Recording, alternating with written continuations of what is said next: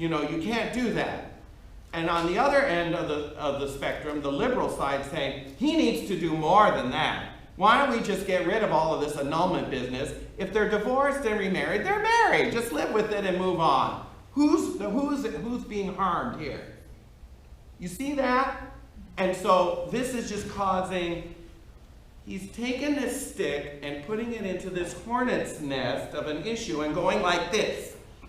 And that's why we have all of these petitions going on. It's like, stop the stirring and just tell us what you meant by this. That's what's happening with all of this.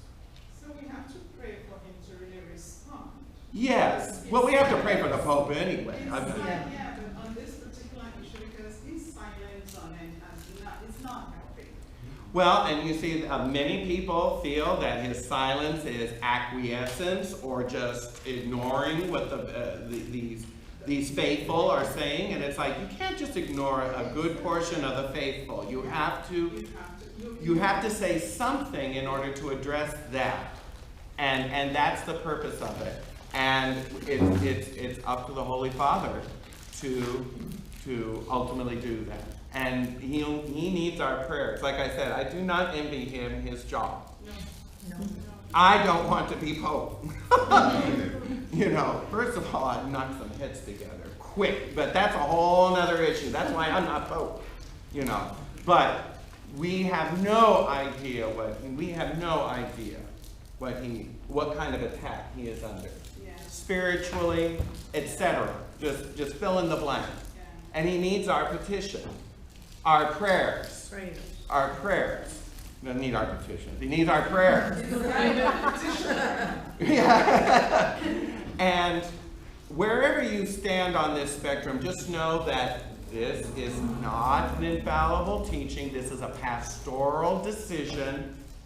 It is not rocking the faith and morals of the church. It's still wrong to be in adultery. That's not going to change. What he is suggesting or trying to do is to give power to the local authorities to make pastoral decisions without just saying, oh, you're wrong, I'm sorry, you can't come to the church anymore. And for someone like me who's coming back to the church after 20 years and in this new marriage, to be told that, what would I think? Well, forget this. I'm going back to where I was. This is too much work.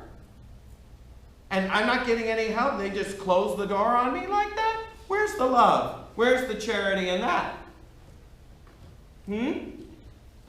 So that's what he's trying to address in this.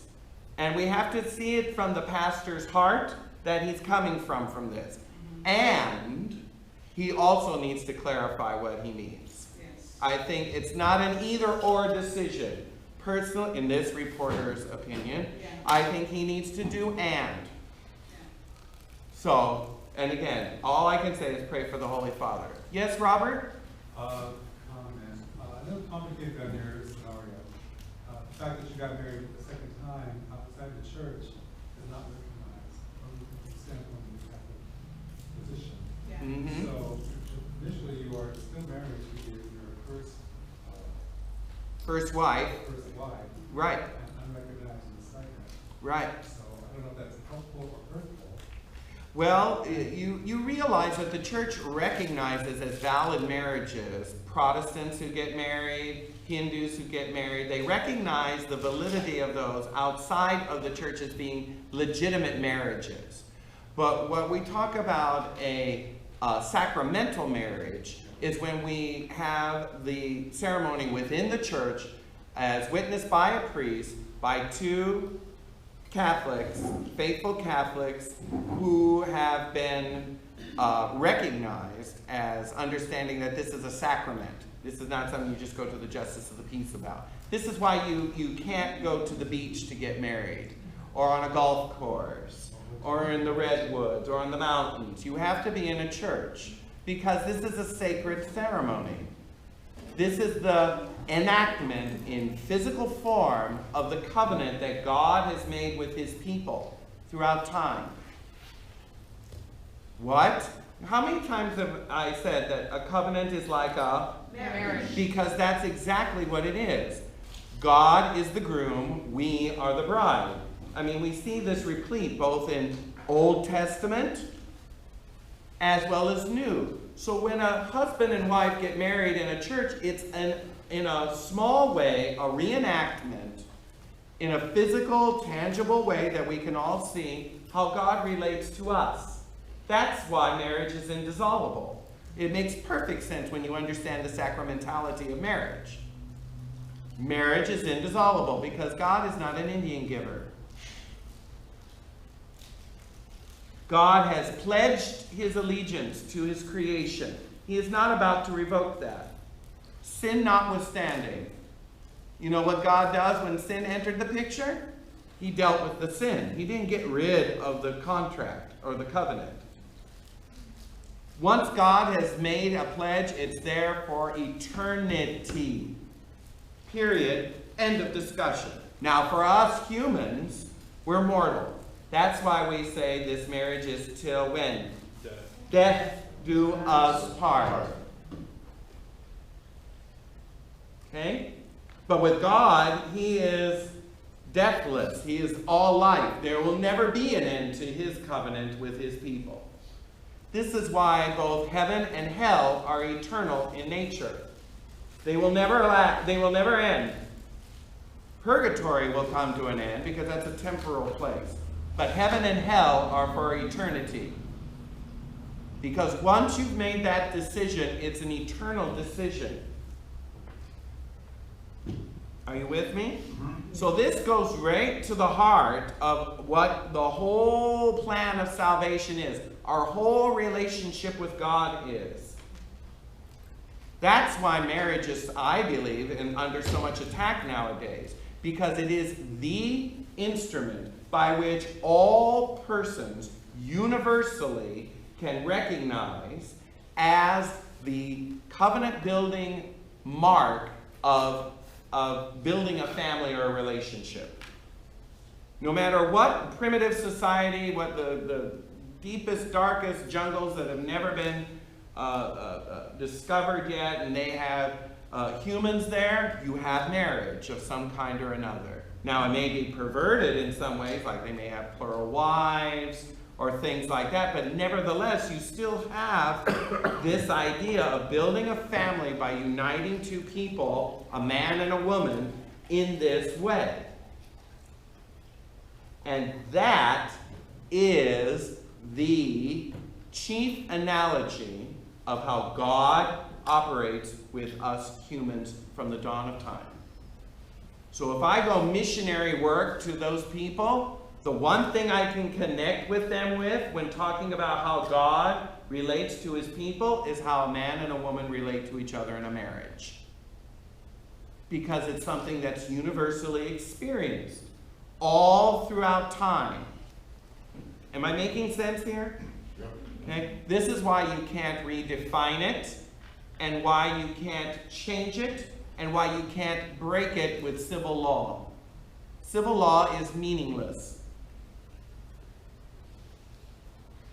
That's why the divorced and remarried Catholic is still, that's why they're in a permanent state of adultery according to the church, because they're still married, and now you're marrying someone else, civilly or otherwise. Doesn't matter. You see that? That's why it's adultery. Okay? So, yes, Robert. Just one comment. Nicole Farby shared in terms of our progress. Yeah, when Frank Sinatra was the greatest crooner in the 30s, 40s, 50s, 60s, 70s, he was arrested and charged. And you know what he was charged with? Adultery. Live now. It is the sentimentology of the breakdown of marriage that is causing all these other things to manifest. People think they can marry same sex or multiple women or want to marry their sister or something. And don't sound preposterous that you can marry your sister, but we thought it was untenable that a person can marry the same So, I mean, that was like unheard of. So there is a reality out there. Yes. That's all I'm sure. Yeah, yeah. Oh, yeah. I'm very well aware of that. And see, the society is one thing, the church says another. Yes. You know? And when we talk about the church, we're talking about the Catholic Church, because in Protestant circles, divorce and remarriage is no problem. The church that I attended before I converted had what were called, what do they call it? Premarital counseling or premarital training, something to that effect. And it had to do with, is this your first or your second marriage? It was just understood that there were several people that were in their second, sometimes third marriages. And that was just, you know. How did they get around the scriptures about it? Well, they mainly turned to the book of Matthew, where Jesus says, and it's the only gospel that mentions this. It's Matthew 19. Since we're here, we might as well we'll go there. Just a little bit. Matthew 19. This is the famous confrontation between the Pharisees and Jesus about marriage. And it's in all three of the synoptics, Matthew, Mark, and Luke. But Matthew is the only one that has this little difference about it. And it's this one little difference that Protestants, if you will, glom onto and feel that they have an escape clause. Okay, it's called the exception clause. Matthew 19, let's start with verse 1. Well, when Jesus finished these things, he went away from Galilee and entered the region of Judea. A large crowd followed him, and he healed them there. So that's important. Whenever Jesus heals, he's establishing his ability as God on earth, because these are miraculous healings. Then the Pharisees came up to him and tested him. They're testing his authority to do this. And they say, is it lawful to divorce one's wife for any cause? Did you hear that? Can we divorce for any cause, Jesus? Yes or no? No. Jesus answered, have you not read that he who made them from the beginning made them male and female? For this reason, a man shall leave his father and mother and be joined to his wife, and the two shall become one. So they are no longer two, but one. What does Jesus appeal to? Where? Whose marriage? Adam and Eve. Adam and Eve. He goes right to the beginning. They're arguing on whether the law permits a person to divorce for any cause. Jesus said, let's go to the beginning, when marriage began, Adam and Eve. So we're bypassing the law and going right, if you will, to the source. Now, are they satisfied? No. Verse 7, they said to them, why then did Moses command one to give a certificate of divorce and to put her away? Now the Pharisees were right. In the book of Deuteronomy, Moses permitted the children of Israel to divorce and to remarry. You know why? Because the original law in Exodus was too strong. They couldn't keep it. So Deuteronomy is the second law. That's the name. That's what it means. Deuteronominus.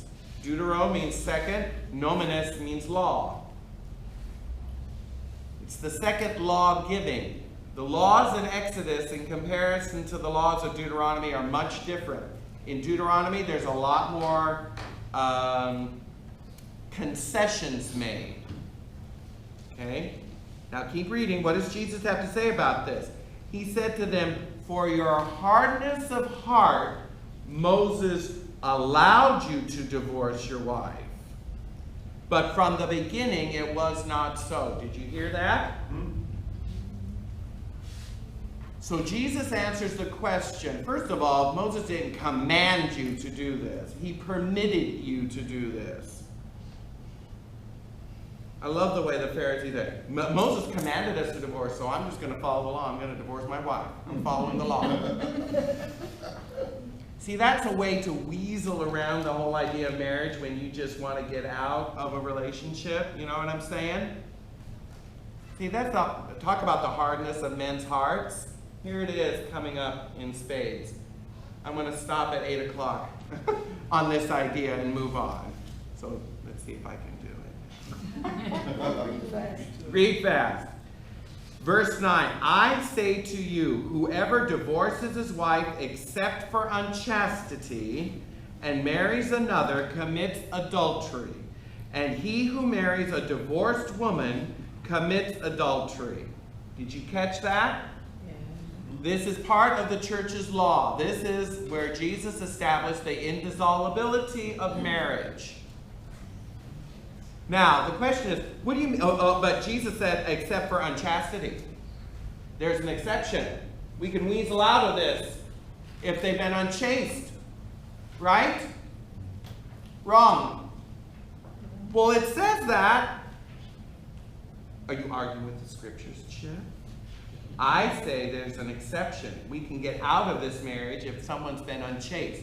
First of all, back up a bit. Two things. One, in the Greek, this word is porneia, where we get the word pornography from. It means dirty or unclean. It does not say adultery. That's a separate word that Jesus uses in here. So if Jesus meant you can get out of a marriage except for an adulterous affair, he would have used the same word. He doesn't. Well, what do you mean unclean, except for an unclean? What does that mean? Except for porneia. The way the church has interpreted this is quite clear. It means as if there was something illegal about the marriage to begin with, in which case there wasn't a marriage. Hence, annulments. Annulments, let me say this once again, because I know everyone thinks annulments are Catholic divorce. They are not. Well, we got married and now we're going to get it annulled. It's like a divorce. No, it's not. No, it's not. An annulment, what is something that's null? It's zero. There's nothing there. And annulment, that's a cheap way of saying it. The technical term, what you get is a decree of nullity. That's what the church issues. And what it says is, when